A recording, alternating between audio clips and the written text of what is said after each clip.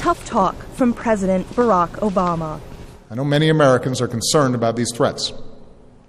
Tonight, I want you to know that the United States of America is meeting them with strength and resolve. His speech and his strategy getting a range of reactions from Americans. It's like I was wondering to what extent is our presence there going to kind of precipitate more challenges to anti-Americanism?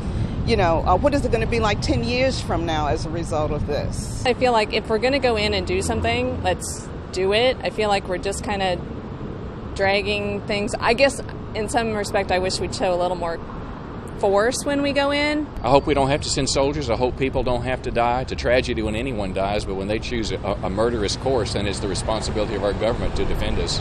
Even with slipping approval ratings, the president finds growing support for a change in policy, says the Brookings Institution's Michael O'Hanlon. Americans gradually realized that, no, they didn't like the foreign policy they had asked for. They wanted a more assertive and a more successful foreign policy.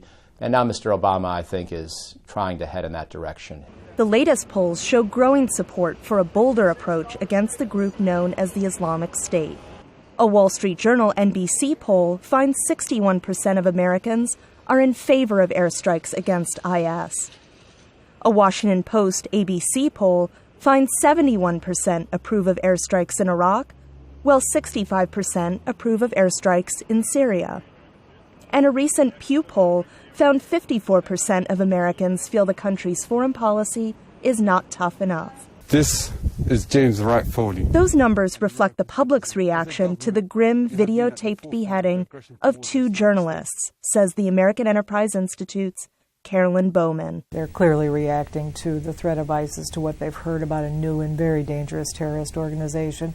But I think there also is a recognition that the war on terror is not going to be won overnight. For President Obama, the course is clear. And our own safety, our own security, depends upon our willingness to do what it takes to defend this nation and uphold the values that we stand for. The questions now facing President Obama in what looks to be a long, slow, and deliberate campaign are how messy U.S. involvement will get and how long public support will hold. Allahu Akbar. Catherine Gibson, VOA News.